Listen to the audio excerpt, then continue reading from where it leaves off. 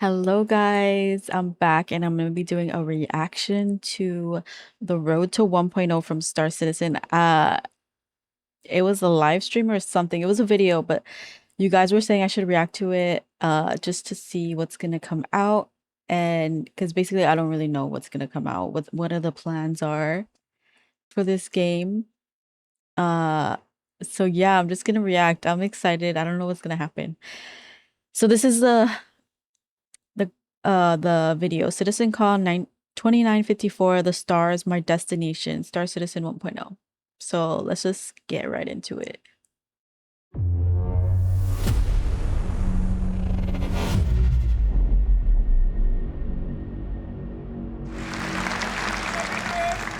Hey, well, I hope you had a great day yesterday. And by the way, there's a perfect run through that Rich did immediately after the show. He went back to the office, ran it through, no crashes, no nothing. It's up on YouTube. And by the way, that's a dead. So I think this was like a con or something, because like I don't know, this maybe like a couple days or something. Anyways, I finally know who Chris Roberts is, you guys. This guy.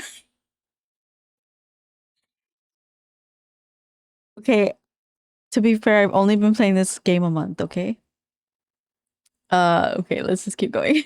Dedication of Rich is like, okay, I'm going to get it done properly, and he did it, and it looks great, and it doesn't have any screen tearing, because there was some screen tearing. There was a technical glitch in the setup yesterday. So anyway, watch that, and if you're doing comparisons to the old stuff, compare with that video, not from the stream. But anyway, I hope you guys liked this morning. There was the base building and the crafting and the ships, you'll be able to do it. I mean, for me, the ability to sort of create your own place somewhere in the verse, find the perfect spot for you to make your home or harvest resources. Wait, there's gonna be base building? I'm cooked. Totally changes the dynamic of what the game will be in terms of exploration and people spreading out, and I think putting roots down in the verse. So I can't wait till we get that in there. I mean, that's one of the things that makes me incredibly excited, because I think it will just add so much to a living, breathing universe. Okay, I'm just thinking, like, what planet am I gonna live on?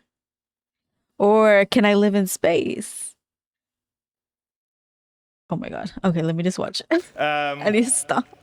But that is a perfect example of Star Citizen, how it's grown over the last 12 years, because we definitely did not have 12 that years, on the damn. initial Kickstarter or the pitches that we were doing.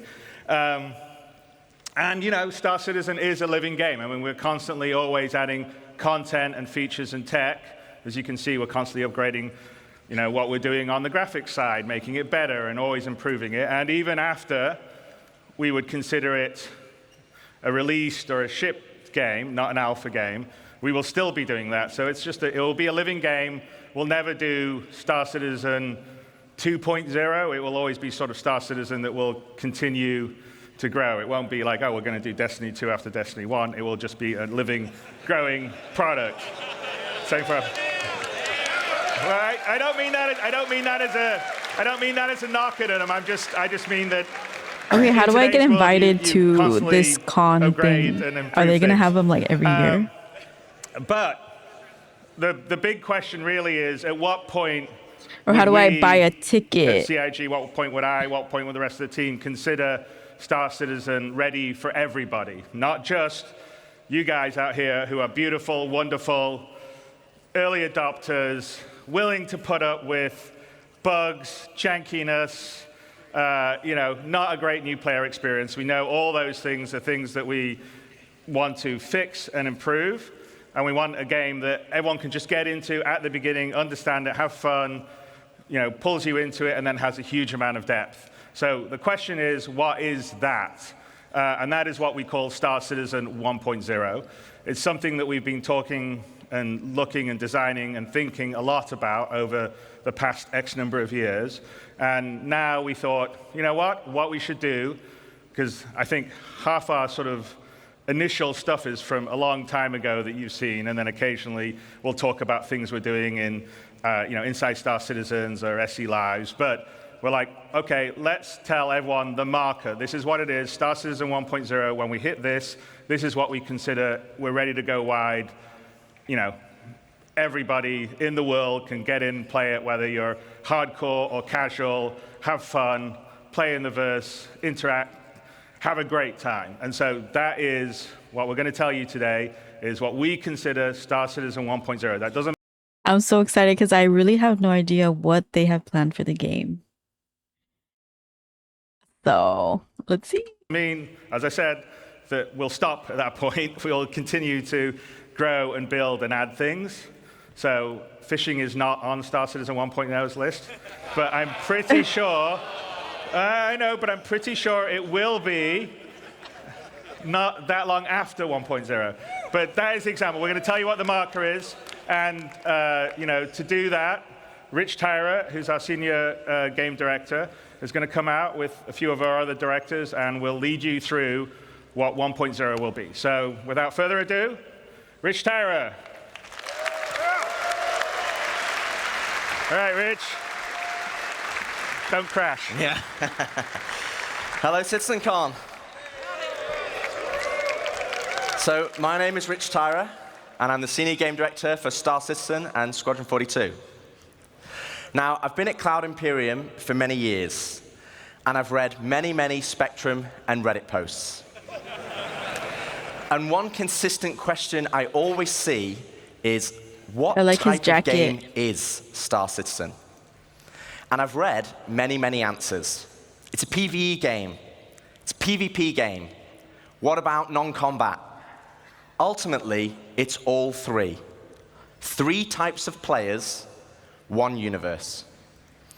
So how do we connect those players to create a cohesive game, and not just a set of features bolted together? And it comes back to that elegant, simple question. What type of game is Star Citizen? Well, today, we're going to find out. OK, so before we get stuck into Star Citizen 1.0, I think I need to clarify a few things. Firstly, what about 4.0? Where does that fit in? Well, 4.0 is the patch that contains server meshing and pyro.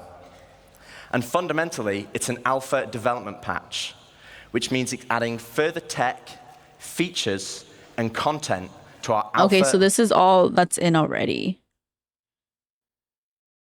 So let's see. Okay, I think we can still keep going. Version of the game. Today, though, is beyond 4.0, all the way to 1.0. And the big difference is that 1.0 is the full release of the game. OK, so what does that mean? How will it be different to a normal patch? Well, firstly, let's look at the 1. The 1 means we're committing to higher base performance and minimal bugs. No longer will we reference that the game is in development. This will be a fully released and polished experience. It means fully rounded gameplay loops, from new player experience to story missions and endgame content. And crucially, it means no more resets between patches. It's a true... No, they like that one.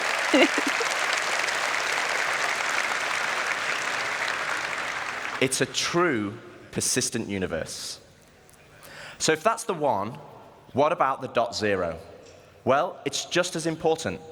It means we're still committed to continued development, with new content and features being planned post 1.0. But those features will no longer be tier 0.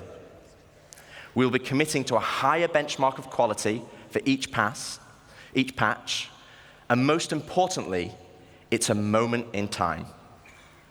If there is a content, feature, or star system that we've mentioned in the past that is not in 1.0, it just means it will come later. 1.0 is more than just a number change. It's the beginning of a new phase of development of the game. OK, so we know what the 1 is and the .0, but before we move on, I want to address one important point.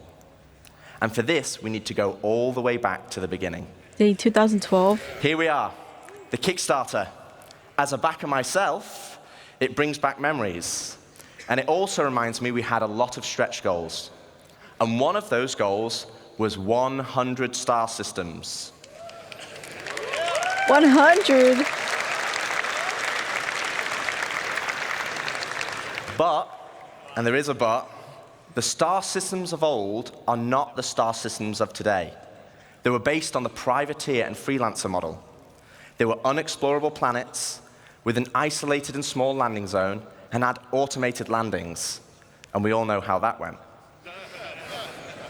To give you an idea, Stanton had 4 points of interest, and the entire 100 systems only had 90 POIs. Compare that to Stanton today, and we have 1,626 points of interest. And that is going to be dwarfed once we start using the Starchitect tool you saw yesterday.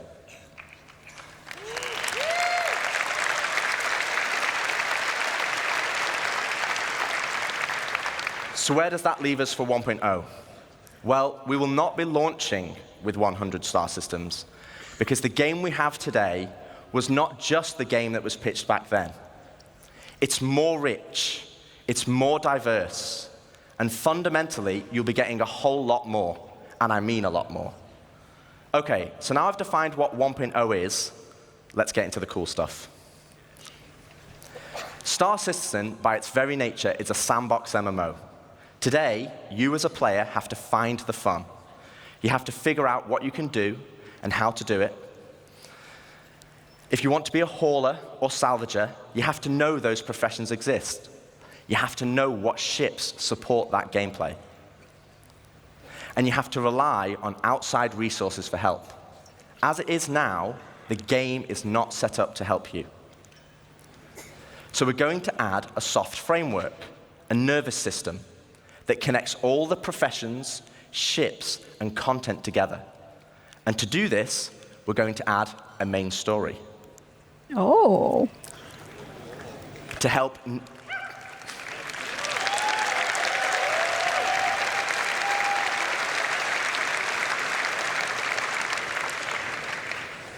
new and existing players, to help discover all the exciting features and content we have. You know I love a good story. To take them on a journey of discovery of what the game has to offer. This story will become the spine of the universe and help onboard players with understanding how to play the game and understand what's available to them. This story will also introduce each of our guilds and what professions we have to offer. Like the United Resource Workers, our core industrial guild, which supports 2 of our main professions, mining and salvaging. They also support many other features and professions, like repair technician, crafter, and builder. Guilds are hugely important in Star Citizen, and as you know by now, guilds are comprised of many factions. Okay, hold on. Repair technician? Refiner, salvager, breakdown engineer. Oh, they do towing and refueling? That actually kind of sounds cool and very chill. Fuel gatherer, builder. Builder! Buildings and space stations. A crafter. You can make vehicles, I'm assuming. Okay, I'm like, I'll either be a builder. Let's be honest, I'm gonna be a builder. As you work for each of these factions, you will gain guild reputation. You can then use this reputation as a currency to purchase guild-affiliated rewards, like ships, blueprints, and items. And each guild will have a unique inventory of what they offer. Alongside economic growth, guild reputation will become a core progression of the game. And to talk more about guilds and our main story, I'd like to introduce David Haddock onto the stage, our very own narrative director.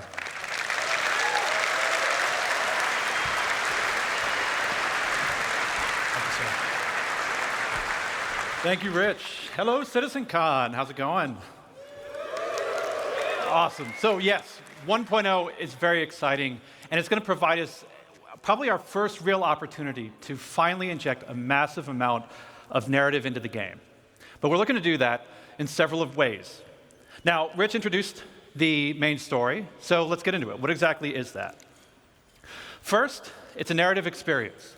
This will be a crafted story through the star systems and professions of the Star Citizen universe, taking players on an exciting adventure that will finally kick off the growing tension between Earth and Terra. Yeah. Terra? It will be NPC-driven. I've heard of that, I think. So while Squadron 42 will always be the place to go for AAA cinematic adventure, we're bringing a lot of the techniques that we learned from that to capture and build a cast of dynamic characters, some of which may be familiar, for both this story and the PU.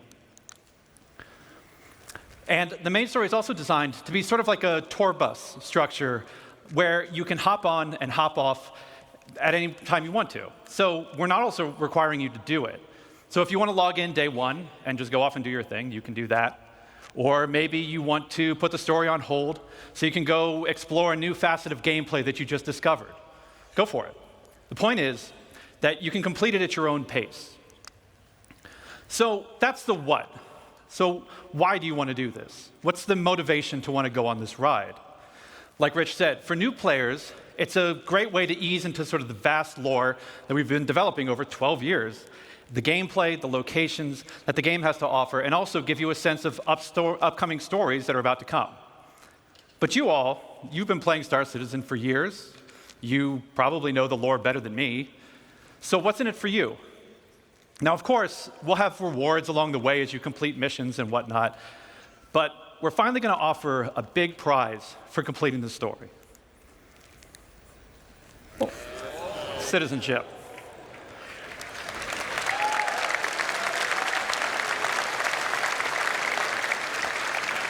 So, many of you already know this, but for the uninitiated, in the UEE, there are citizens and there are civilians. Citizens are members of the population who have demonstrated a commitment to bettering the empire, and as such are given benefits that civilians just don't have. Now, what those differences have been debated in the community over years. 1.0, we're finally going to answer that debate. I won't get into the full list of benefits that we're going to offer, but can reveal that one of them will be around land ownership. Citizens will be able to purchase land anywhere in the UEE and enjoy the security that comes with it. But civilians will have a couple of restrictions as to which systems and which planets they can buy on. So that's the why. So where is this adventure going to take you? Well, 1.0 is going to include 5 star systems. This story is going to weave you through all of them, but where exactly are you going to go? First, we've got Stanton, which needs very little introduction. I'm sure you're all very intimately familiar with these 4 corporate-run worlds. But since I do lore, I figure I could take the next hour and just walk through. I don't think I've even seen this part of Hurston.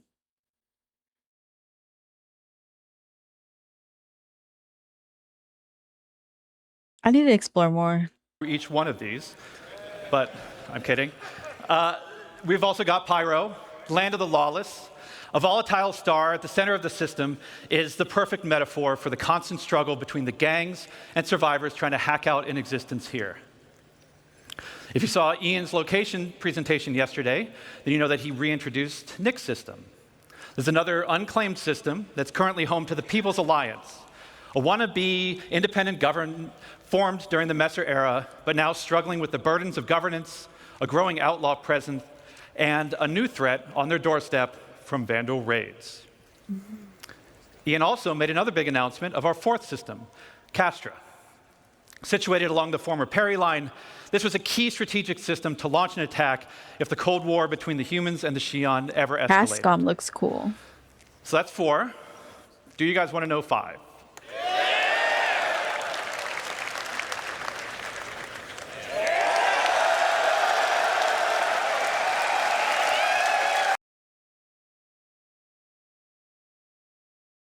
Oh my god, this looks so nice. I'm building my home here. Yeah.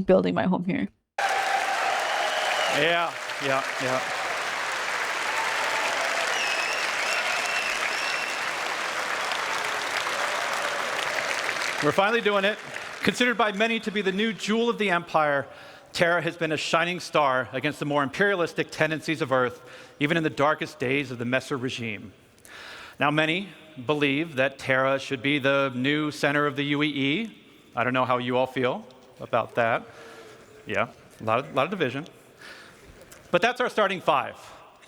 Each system and each planet will be featuring the massive level of outposts, POIs, stations, biomes, and exploration options that we've been perfecting with Stanton and Pyro, and you've been seeing in some of the other presentations this weekend. But we're adding one more level. We're also going to be adding location stories. Now, these will be short, NPC-driven missions sprinkled across our landing zones and cities that will exist outside of the main story, but will help provide an additional bit of lore and character to the location that they take place in. So, that's our main story. Let's talk more about the guilds that Rich mentioned. First, a quick recap.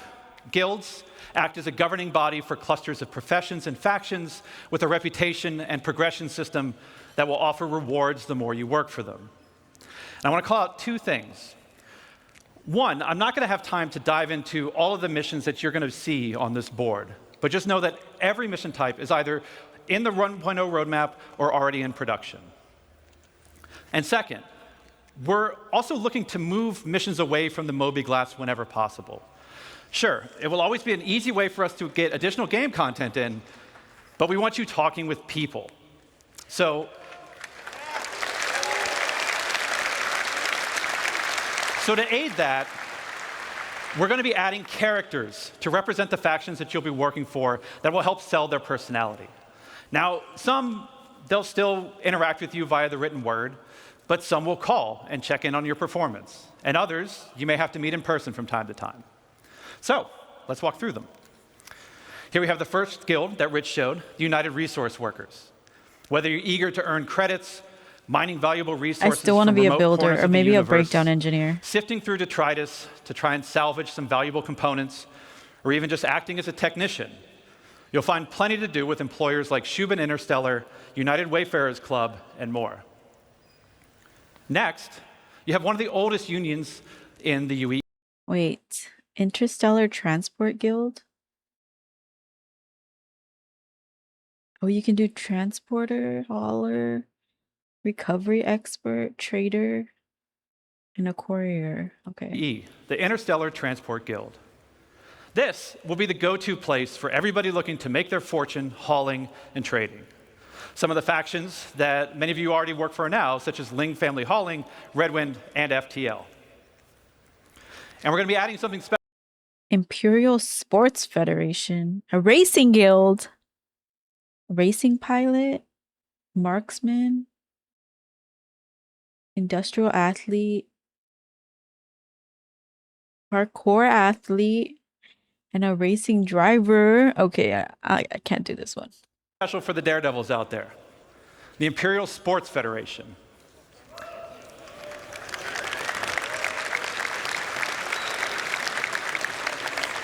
So aside from the usual racetracks that are both legitimate and illegitimate, we're actually going to be leveraging some of our existing mechanics to build new sports and provide an outlet for all you Murray Cup enthusiasts. This is going to be fun though to like go and watch races though. Cargo Olympians and competitors to see just who's the best out there. For those who dream of Academy of Science, a hunter, capture animals, collect animal parts, hunt animals. That's kind of cool. Okay, researcher, search and rescue. Oh, search and rescue. You could be a medic. That would be really cool. Explorer, farmer. Oh my god, there's so much I want to do already. Crafter. Okay. A medic, farmer, and what was it? I don't even remember the first one. exploring. I'm sure we have a couple here.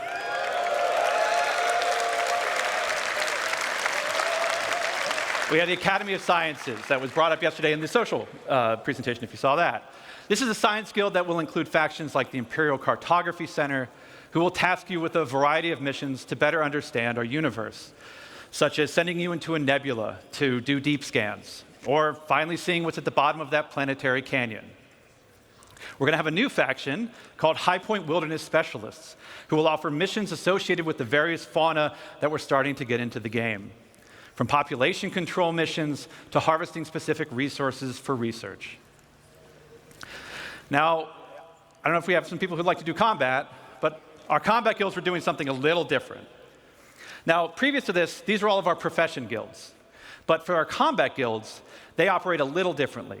See, these two are diametrically opposed to each other. So once you pledge allegiance to one, the other marks you as an enemy. On the lawful side, we have the Mercenary Guild. They represent factions like Eckhart Security, the Bounty Hunters Guild, and even some military contractors. So whether you're pulling together a team of specialists to go assault a ground base, hunting down an elusive criminal, or putting together a recon run to drum up some intel, Mercenary Guild's got you covered. On the flip side, we have the Council. Now, this is a shadowy group comprised of representatives from various gangs, syndicates, and outlaws who mandate criminal activity throughout the verse. You'll be able to throw in with rough-and-tumble gangs like the Headhunters and the Dead Saints, or work your way up to join highline criminal syndicates like the Atonis or the Drop Kings. But remember, the underworld is a dangerous place run by greed and power. So Mercenary Guild reps might not be the only people you have to worry about, as the syndicates are always looking for loyal soldiers who will hurt their competition and tip the scales of power in their favor. So as you can see, there's going to be a universe of exciting storytelling opportunities for you to undertake in 1.0. But one more thing, we're also going to revitalize our social behaviors to make the populations not only feel more alive and reactive and off chairs, but better reflect the tone and flavor of the areas that they're inhabiting. We want to see the people of Loreville slowly trudging through the streets, overburdened by the ruthless contracts, just as much as we want to see the tourists of Orison gleefully moving from attraction to attraction. And all of this is what's going to make Star Citizen be the experience we set out to make. A diverse universe with a rich tapestry of stories, characters, and experiences for you to live in. To talk more about how all this feeds back into player progression, I'm going to turn it back over to Rich Tyre.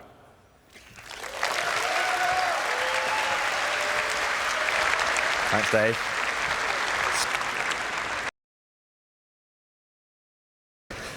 I had to grab some water. Thanks, Dave. Okay, so we have a main story to connect the universe. We have all the guilds and their associated professions, and we have location stories to give the world depth and life. Crucially, though, we have a new core progression in the game, guild reputation. But what about our other core progression in the game? The economy. So, as we've discussed That's going to be me once I get rich. We'll be implementing a Star Sim-powered dynamic economy that will automatically adjust the in-game prices based on player activity.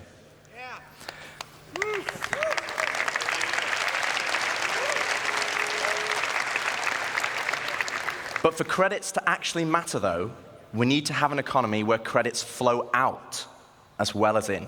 Mm-hmm. This means transactions such as repairing, refueling, and restocking need to have value. If everything is too cheap and the money coming into the economy is too great, we'll have massive inflation. And this is where taxes and insurance come in. I gotta pay taxes. Boo.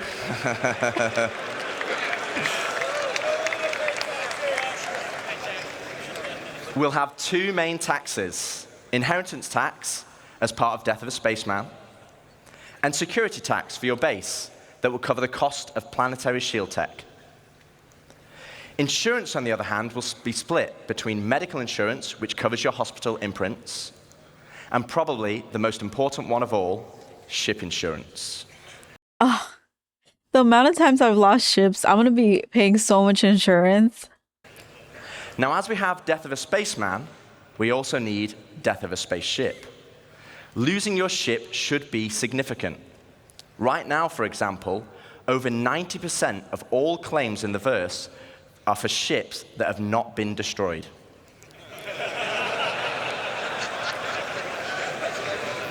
And this is where ship insurance and our new warranty mechanic comes in. First up, we'll have 3 tiers of insurance, with level 1 being chassis insurance, level 2, chassis and component insurance, and level 3, chassis, component, and decorations insurance.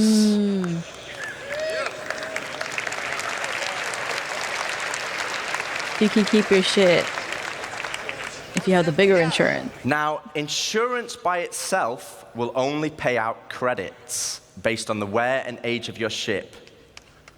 Insurance, I think you want to listen to this. Okay, so I don't think you can keep your ship, but it'll pay you for what you lost.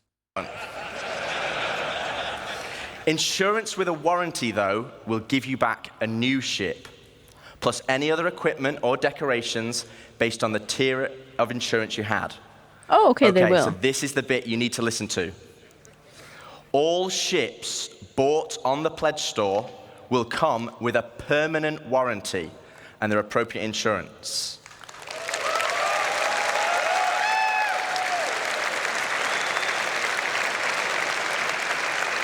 So by the time this comes out, I really need to have my pledge like locked in. Okay. I don't know. I'm still thinking about what ship I want permanent.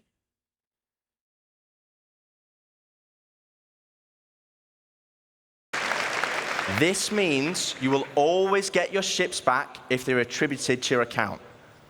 Other ships, on the other hand, will require a transferable warranty, and these are rare.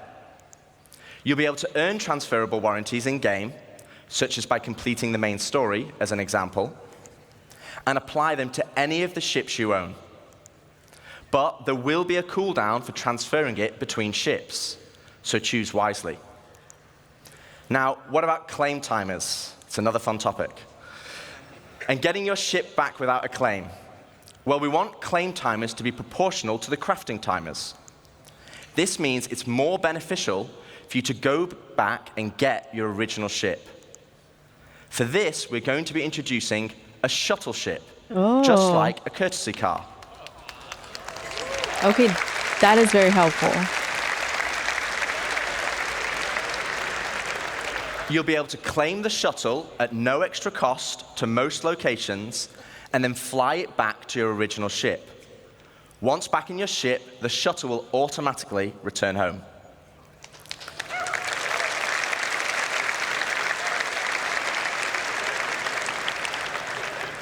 If your ship has been legitimately lost, though, then you'll need to claim it back.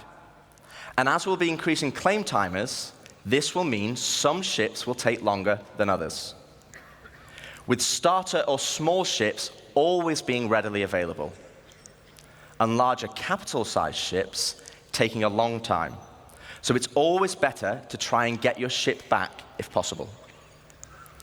Okay, so we've talked about our 2 core progressions, but what does that mean to you? This will also mean that there's less clutter, because sometimes I'll like go down to like a base, like if I'm doing cargo, and there's just a ton of ships left there. The player. Well, firstly, it means we have a framework where we can start creating cyclical gameplay loops. But what are they? Let me show you. Okay, so right now in live, if you have a prospector, you probably enjoy mining. And the reward for mining is credits and the enjoyment of the activity. But in 1.0, you might be mining for a whole different reason. And this is where cyclical gameplay loops come in. Firstly, let's add all the manufacturers and ships in. I'll just give you a moment to take that in, because there's a lot. A lot of ships. I actually had to ask them to take the variants out, because it didn't fit on this slide. And let's zoom all the way into the prospector, a stalwart of the mining community. But let's say I really fancy acquiring a military Mark II Hornet. Let's go on a simplified journey of how I could get one. Firstly, I know I won't be able to buy it, as it's a military ship, So I'm going to need to craft it. That means I will need the fabrication hangar blueprint. Luckily, I can earn it by doing mining missions to gain... Did he just say craft a ship?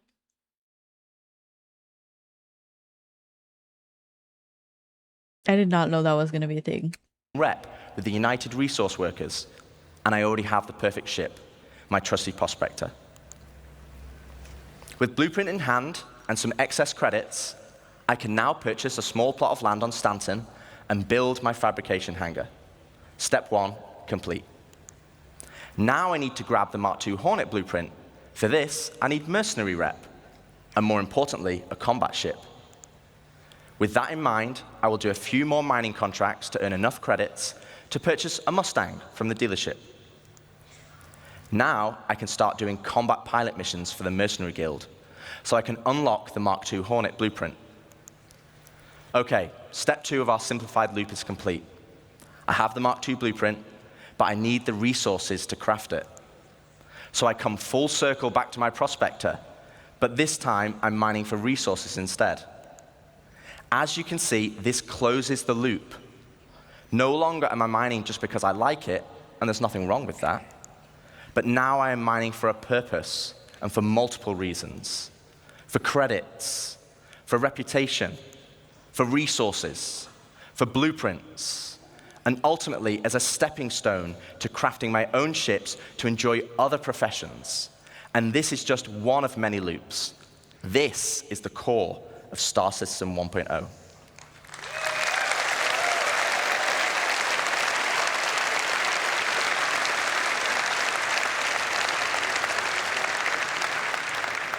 Player set goals that weave between sandbox gameplay and the soft framework we are adding that give meaning and progression to our professions and features. It's providing the framework for motivation to play the game. That's the journey, though. What about the destination? So Dave has already discussed citizenship and the main story, so let's collapse that for now. Let's talk about endgame content. The content that is designed for experienced players and keeps them engaged. Basically, everyone in this room. So how does that look in 1.0? Firstly, we'll have open world content, including missions, group missions, and server-wide events, like we have today, but tailored to endgame players. While the sandbox element of Star Citizen will allow for large-scale battles, we also want to provide challenging instanced content that will take full advantage of not only multi-crew ships, but fleets of ships. And you kind of know how we do that, right? You saw that yesterday. I didn't. And as you progress through the guilds, you'll be able to accept high-level contracts from government agencies who will offer prototype and military blueprints as rewards. These missions will require the full coordination of multiple players and an assorted fleet of capital, support, and fighter ships. You will finally be able to become the admiral of the fleet, directing your armada from your hologlobe, which, yes, is a feature included in 1.0. What's a hologlobe? Everyone's excited. We will also be offering more specialized on-foot missions that see you enter the depths of distribution centers and municipal works in small, tight-knit squads that provide an outlet for our more FPS-focused players. On top of all this will sit a dynamic layer powered by StarSim. While StarSim will be the driving force in our dynamic economy, it will also track player and AI activity and dynamically spawn events based on their actions. For example, if it tracks large amounts of resources being moved from one home location to another, it will have a chance to spawn pirates to intercept. Oh. All this combined will provide just a portion of the endgame experience. And I'd love to delve deeper, but that's for another day, as we still have a lot to show. So we've discussed non-combat professions and guilds, cyclical gameplay loops, and endgame PVE content. But what about PvP? Yeah. What about player versus player content? As you know, 1.0 will contain 5 star systems, 3 of these being lawful in Stanton, Castra, and Terra, and 2 of them being unlawful in Pyro and Nyx. So what's the difference? Let's take a look at Stanton. Lawful systems will be a mixture of high, medium, and low security areas. Each of these areas will be monitored by law enforcement agencies. And depending on the location, will dictate the emergency response time, with high-sec areas being the fastest. Initially, this response will be measured, but over time will escalate to overwhelming force. This means if someone is attacked, if they can just hold out for a short duration, help will be on the way. Pirates will be able to disrupt this monitoring by shutting down the nearby comm arrays, but this will be highlighted in your star map, with dynamic missions being generated to bring it back online. But this is the PvP you already know and experience right now, just without security forces. But before we jump into an unlawful system, let's explore what options you have if you pirate a ship. Okay, so first up, let's discuss ownership. All ships and high-value items that you own will automatically be assigned to you. This means if someone steals your ship, you can mark it as stolen, either via an insurance claim or in your Moby. This will then trigger a dead man switch on the stolen ship, meaning it will cease to function after a period of time. But what options does this leave as a pirate? Well, you can still salvage it. You can tow it back to your fabrication hangar to dismantle it for resources. Or, if you have a high enough rep with the council, our criminal guild, you can get the dead man switch disabled and pay for a new title deed to become its new owner.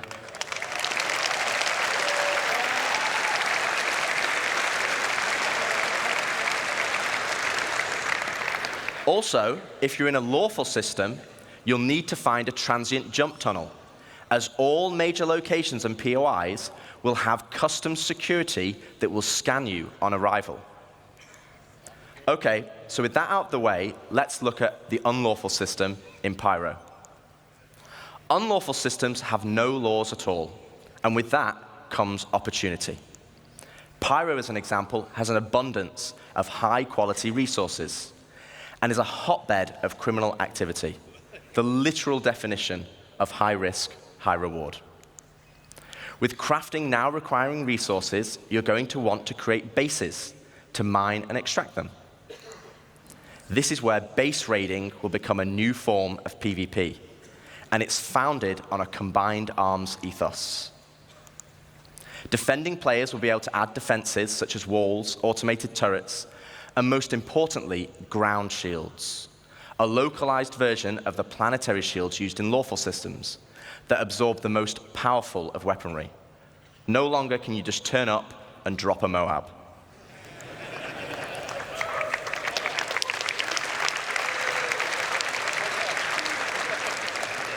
One huge difference, though, compared to planetary shields, is that these shields can be disabled.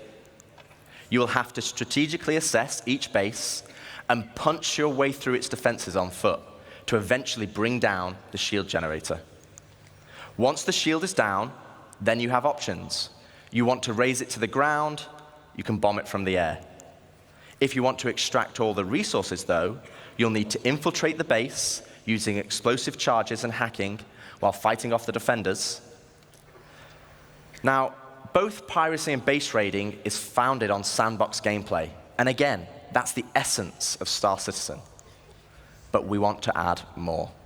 Something where you can log on and immediately find the action and fight for a purpose. So first up, let's go on a history lesson. In the early 2600s, there was a fledgling corporation called SEAL that had developed a new system-wide planetary shield technology, the same technology that will provide protection for your bases today. To prove this tech, they wanted to use Nyx and Pyro systems as a testbed. With the promise of high-quality resources, SEAL lured independent miners to man the shield network in exchange for shield protection for their settlements.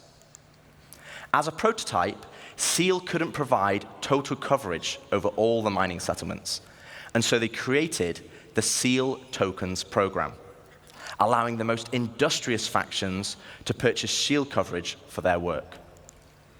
The network consisted of multiple linked bases on the ground that then linked to several stations in orbit around each planet that then connected to the nearest relay in the shield network, which eventually linked back to the shield core, which oversaw system-wide distribution of the shield technology. Factions could then earn SEAL tokens for working on any part of the network. They could then use these tokens to buy shield coverage, but with the competition amongst factions being so intense, SEAL was only able to offer shielding to the hardest workers. Unfortunately, due to outlaw interference, SEAL eventually pulled out of Pyro and Nyx and pushed for a more automated solution in more civilized systems. So fast forward to present day, without SEAL's backing, they had to pull out and leave it as it is. And welcome to station warfare.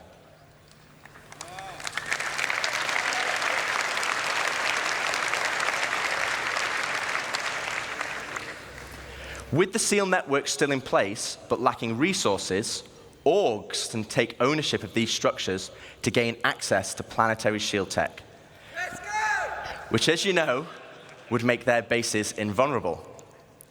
Unfortunately, there's a catch. There isn't enough to go around. And as in the good old SEAL days, the system still works via the SEAL token program. To earn tokens, you'll have to assault a location and then deposit resources to power the network. This begins with ground bases and ends at the shield core. Each structure occupied will then accrue SEAL tokens over time, with larger structures earning more, and at the end of each week, you must then use these tokens to purchase shield protection. With shield coverage being limited, though, the system automatically selects the orgs with the highest bid from across all shards. Meaning for that week only, a certain number of orgs will gain access to shield protection. So this is a chance for your org to become the de facto leader of a system. It means you'll be able to log on and immediately find the action and fight for your org. And finally, it's not just sandbox PvP or ganking. You are fighting for a purpose. So once you've won your bid, what then? Well, to talk more about that, I'd like to welcome Ian Leyland, Star Citizen's creative director, confused, but to the stage.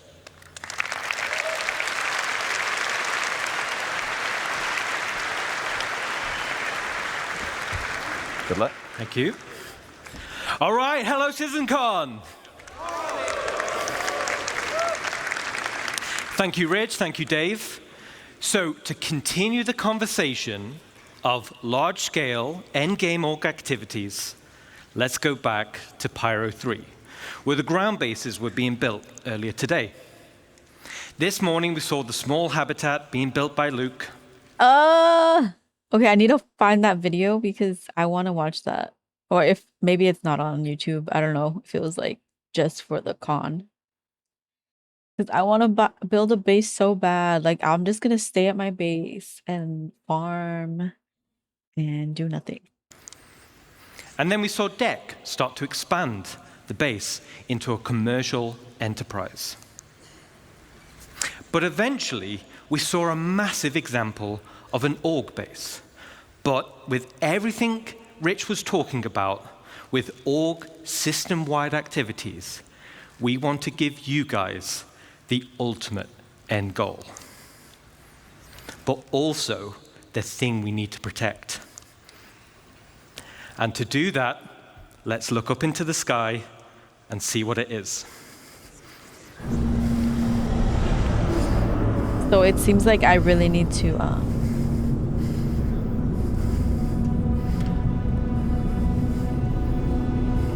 get into an org or something.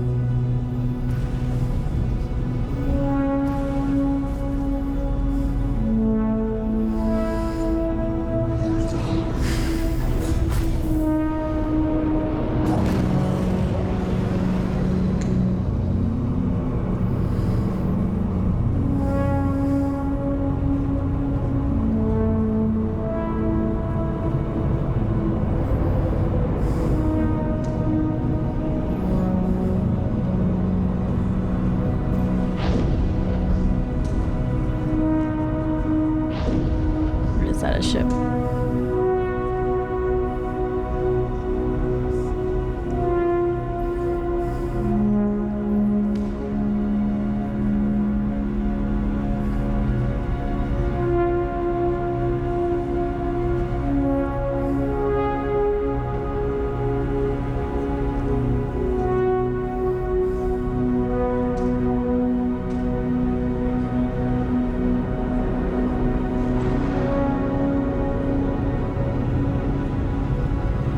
Oh, that's like a station.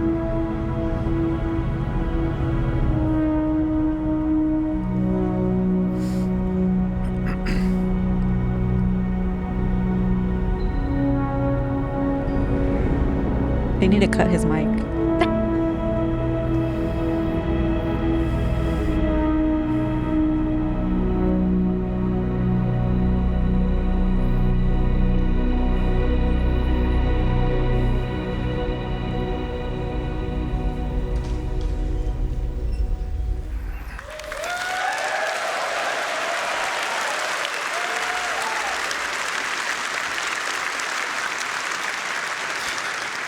Let me introduce you to player space stations. Oh, okay. Finally, you can build your home amongst the stars. This will be the starting point for your base of operations for system-wide org activities. But why is this an end goal? Well, first of all, to construct your own space station, it's going to require vast quantities of resources. Wow, so that's definitely a big goal. Damn, how do you even build in space? Materials. And also will be a large time investment. But how do we start? Well, it all starts with the supply bay. And the supply bay can only be constructed by the pioneer.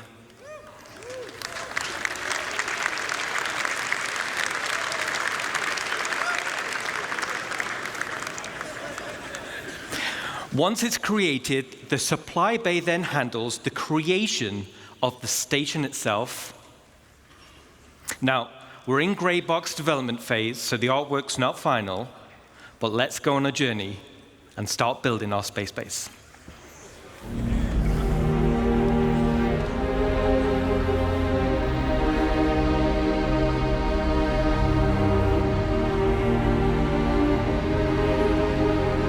Oh my god, so you really need a lot of people to do this.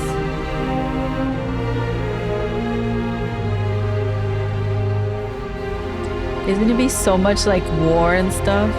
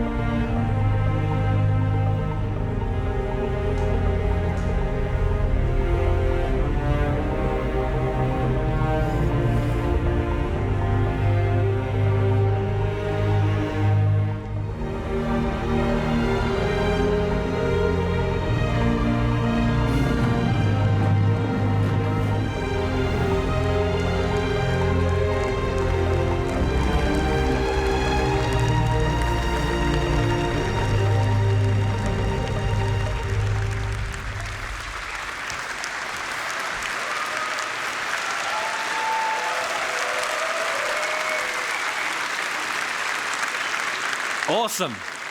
Awesome.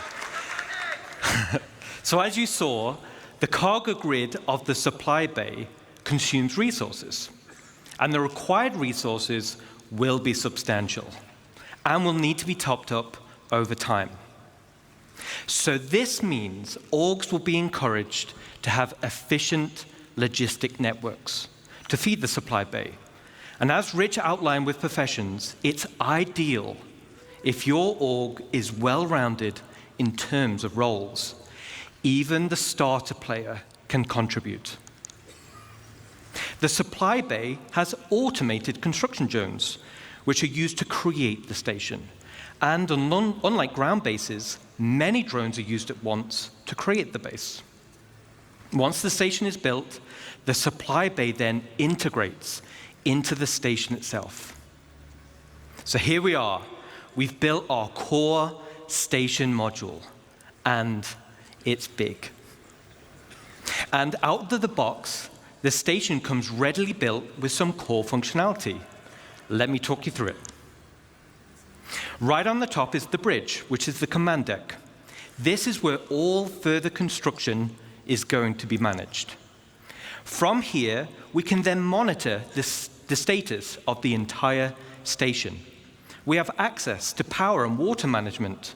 Power and cooling is something you'll need to consider carefully. It also is an area to set permissions for who can enter particular areas, either divided by the ranks of the org itself or open to the public. And there'll be a radar station to track the activity outside the base. I wonder if you could like rate a base. And the terminals to access logs of who has visited the station and see what they did. So let's jump back in game and take a stroll through our bridge.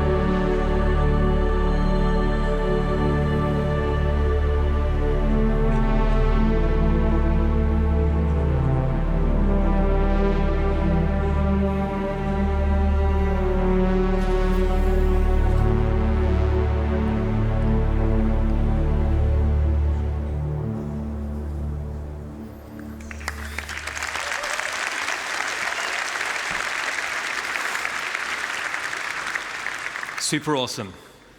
The back of the bridge leads to a centralized transit network. This spine physically connects the entire station and will provide access to the various decks. Each level in the station will have a centralized lobby area, and this is your station. You'll be able to use the decorator mode, so you'll have plenty of space to theme it however you want. And speaking of having plenty of space, this space station will have a one-to-one interior layout matching the exterior. No magic elevators.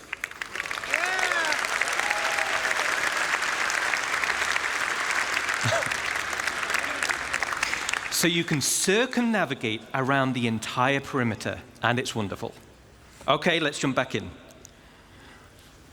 It's really cool that there's gonna be like a lot of player-made structures, like the ground bases and in space. Like that adds so much more.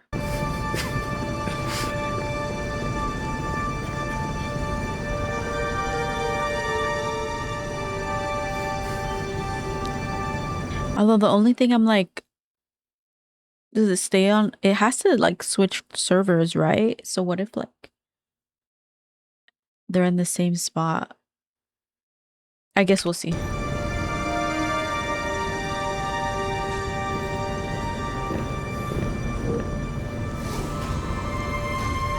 That's gonna be me running with the box.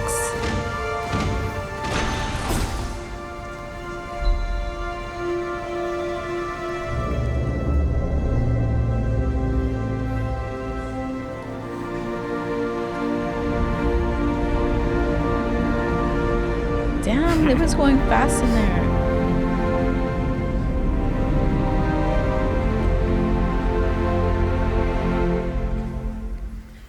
All right.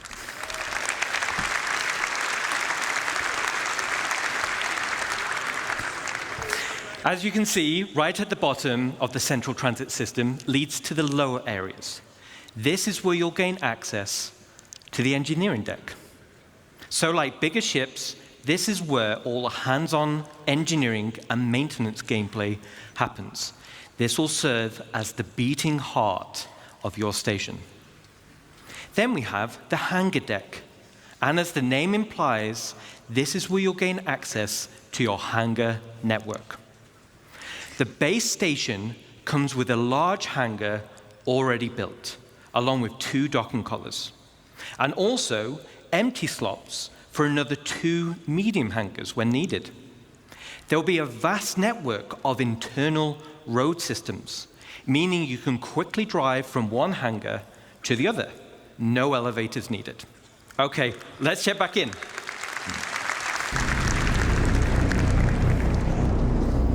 So you're really gonna have to coordinate.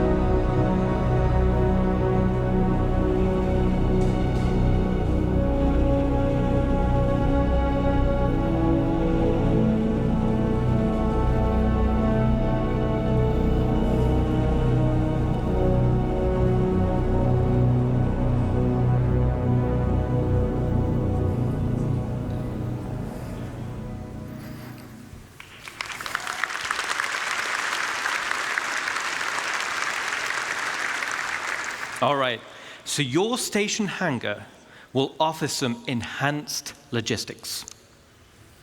For example, there'll be spaces for several freight elevators. And there'll be empty modules for open ship parking for vehicles and ground vehicles. And there'll be also exit points where you can simply drive out into your station. Then there'll be also an upper level for the observation deck. From the observation deck, you'll have a control room, and from here, you'll have master control over the freight elevators and the vehicle elevators. This means that even before someone has landed, their new cargo can be up into the hangar and ready to be loaded up. Now, everything we've spoken about so far is what comes with your station. Let's talk about what you can do to expand it. As I mentioned before, the station comes with a predetermined interior network of corridors and roads. And in this network, you'll find an array of bulkhead connectors. Bulkhead connectors will come in tiers 1 to 3, which drives the size of room you're able to build. In the interior build mode, this is where you start to expand the interior of your station. The rooms will require resource and time to construct, and once built, you can rename each room, which will be reflected in the station's minimap. The interior of your station will have ample areas for you to expand. You can build generic empty rooms, and you can fill with items to your heart's content. You can also build specialist rooms where the theme and functionality is already set for you, such as mess halls or infirmaries or generator rooms. And of course, there are shops. So similar to the small shops we built around the ground base, this is on a much bigger scale. But that's just the interior. Let's talk about the exterior. On the exterior, we have minor hardpoints. These are attachment points located on the upper and lower surfaces of the station. Using build mode, you can customize your station with a variety of modules, which tailor it to specific functionality. Some modules cater towards resource collection, such as gas harvesters, while others are geared towards defense, like shields or turrets. This goes back to bridge operations of power management. A situation may arise where power priority is needed. Then we have major hardpoints. The core station module comes with 2 hardpoint connectors. Major hardpoints are used to connect substantial wing additions to your station. The first example. Damn. That's big. That's a big addition. Awesome. Thank you. Awesome. The first example is the cargo wing. The cargo wing will dramatically increase your inventory capacity. So this is ideal for orgs who are specializing in hauling. Then we have the refinery wing.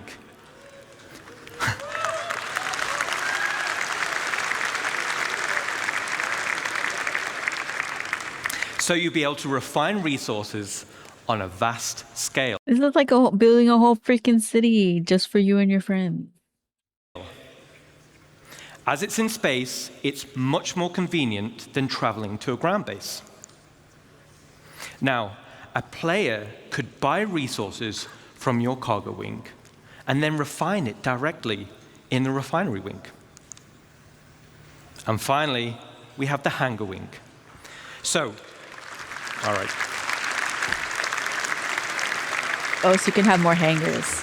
That's good. So, the bigger your fleet, the more hangars you'll want. There'll be a variety of hangar sizes as well as docking collars to help organize your fleet's deployment. All major hardpoint wings are connected via struts, and like the rest of the station, the struts are also internally traversable.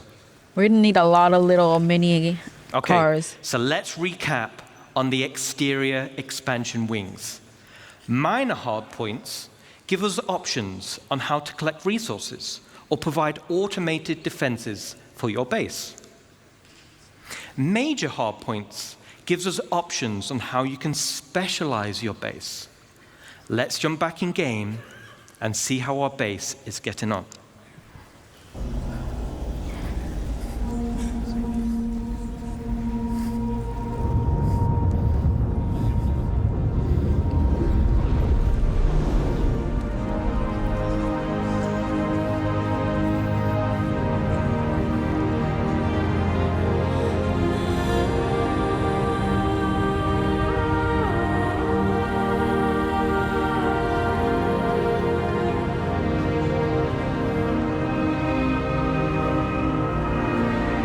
Just insane. Because I think that's the cargo one. Yeah, cargo.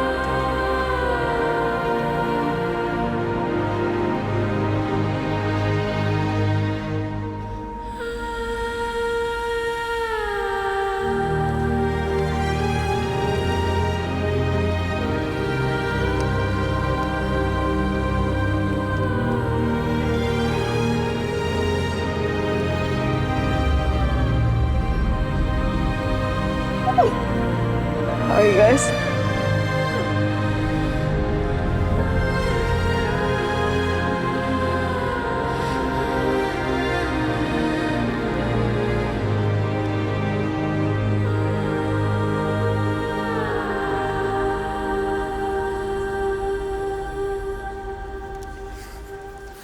All right.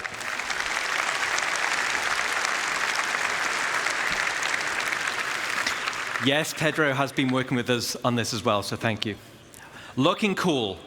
Customization is just as important as expansion.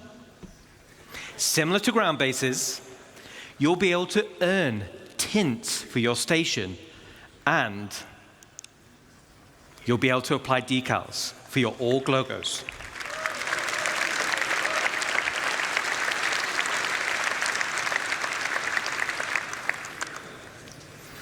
Outside of minor and major hardpoints, your station will come with 2 unique base expansion points.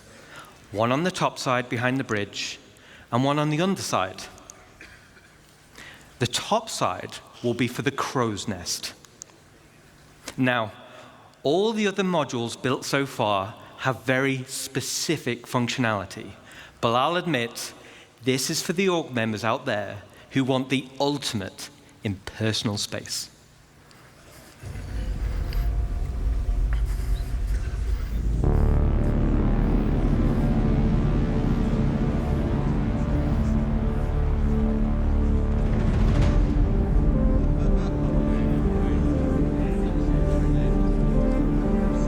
This is for like what? The owner or something? The leader?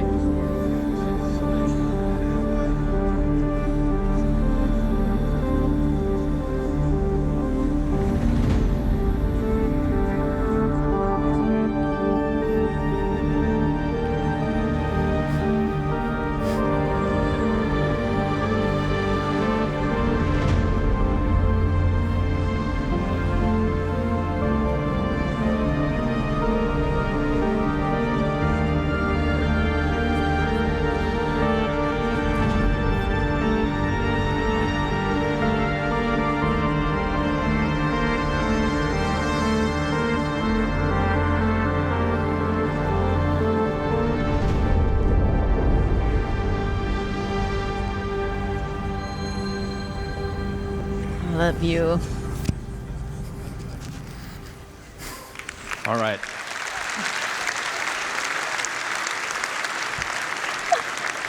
So I'm going to be flying around the verse, and I want personal invitations to see what you've done in those rooms, okay? Super cool. I can't wait to see what you do with it. Now let's talk about the underside. This is going to be for the flight deck, which also comes with an additional 3 major hardpoints. The flight deck is perfect for your rapid reaction forces. It's ideal for fighters, but big enough to fit most ships. It's the perfect home for your station's defensive air wing. And just like the hangars, there'll be an observation deck which can override freight elevators, making rearming quicker and easier during operations. So an org with a tight flight deck crew can be substantially more efficient than others. Now, this one's my favorite. Let's take a look.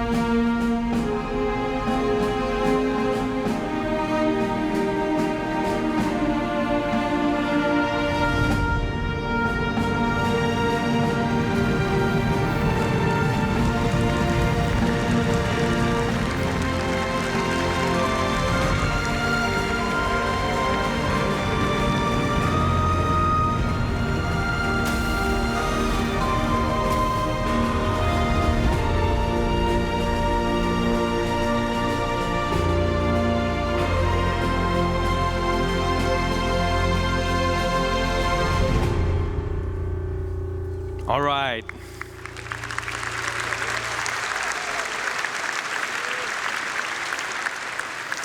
There's a few little Easter eggs in that video.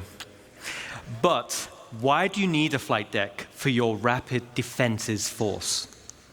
Well, if you've built your super awesome station in a super lawless system,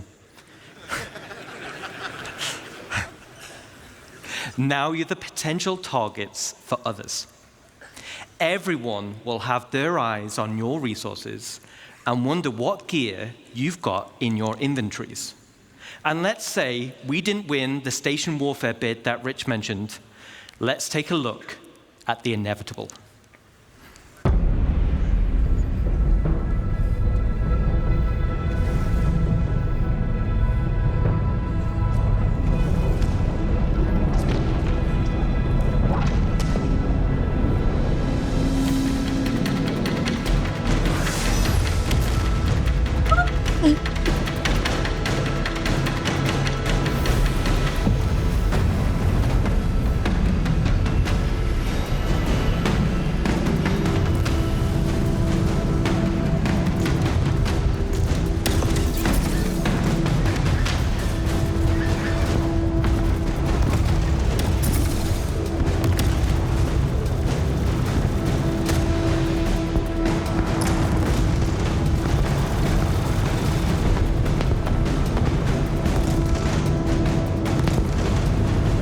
Came into that fight with the 890 jump. Oh shit, they're raiding the base.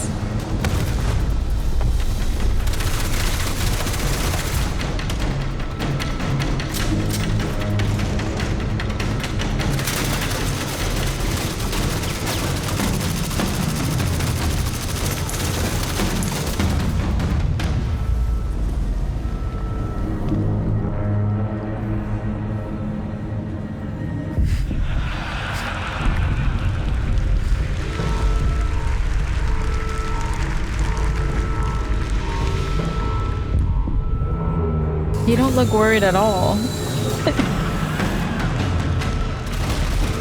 Oh shit, there's turrets in there.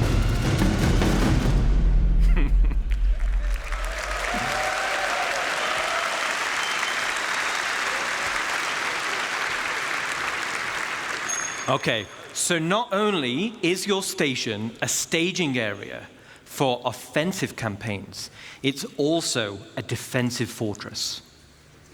The exterior of the station itself can take quite a beating. It's going to be very hard to damage. So the goal of attackers instead will be to punch a hole through the defenses and get inside. The optimal way to do this will be to infiltrate through the flight deck or EVA hatches and work your way up. Once inside, yes, once inside, and you've cleared out a hangar, you may also want to consider airlifting in a tank or two to clear some corridors. Raiders will have to hack freight elevators or bulkheads in order to gain access. And of course, bring enough ships with them to start hauling out the loot. Gaining control of the bridge will allow access to storage, which would otherwise be unhackable. So, as a defender, there are a variety of automated defenses you're able to install internally within the station, such as blast doors, which seal shut, systems to be breached, and a range of turrets like anti-vehicle or anti-personnel. These will all help slow down the attack and give time for your reinforcements to show up. So let's do a final recap.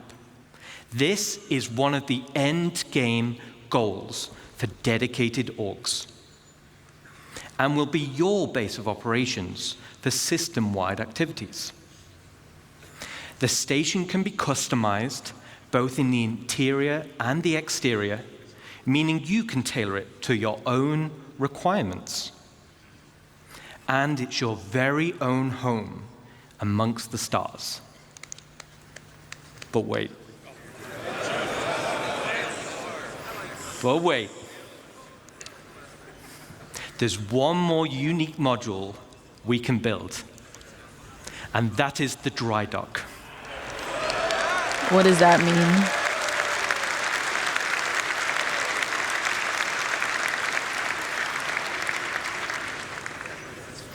This unique slot will be at the back of the station.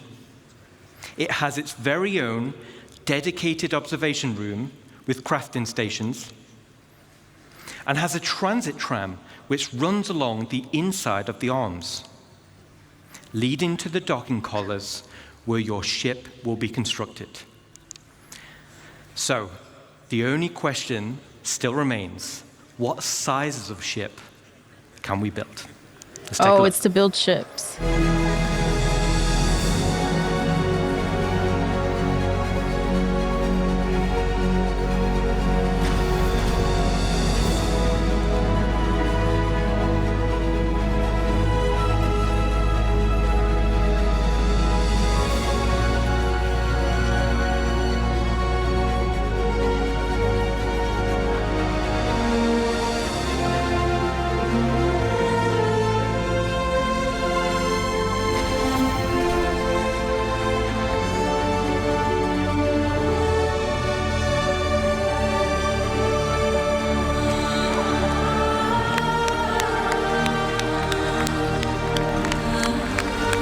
That's a ship?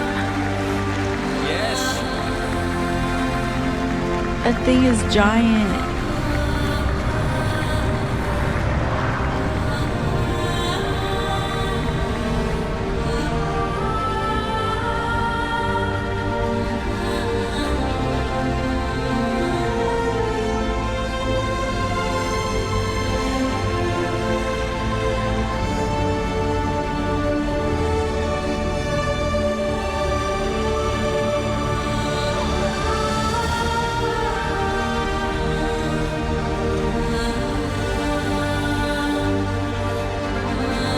That ship is almost as big as that fucking station. That's crazy.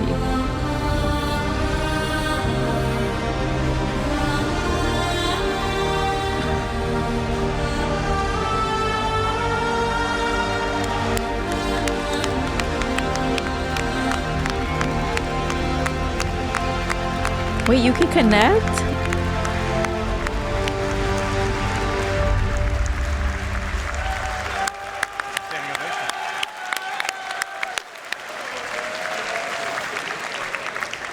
Thanks, Ian. So now we're talking.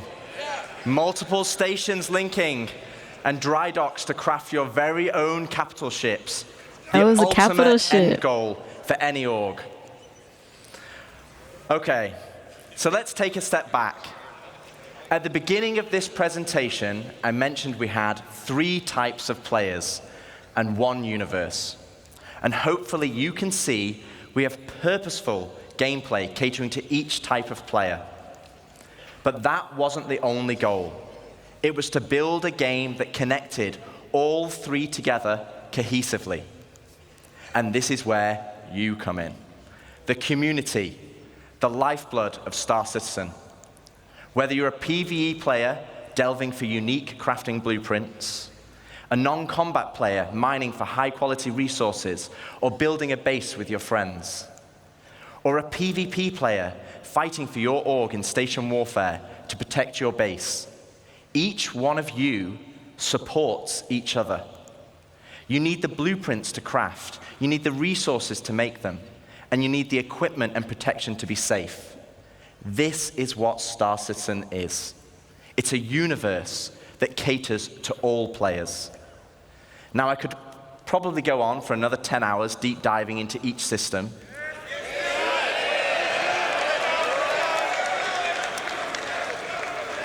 But I'd do Jared out of a job, and he needs future ISCs and SC Lives and CitizenCons. Today was to reaffirm what type of game we are making. And I hope you continue to come with us on this journey as we march towards Star Citizen 1.0.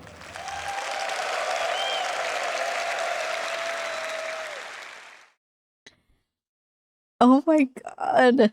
Okay, I was not expecting any of that. I'm so excited. I want to play right now.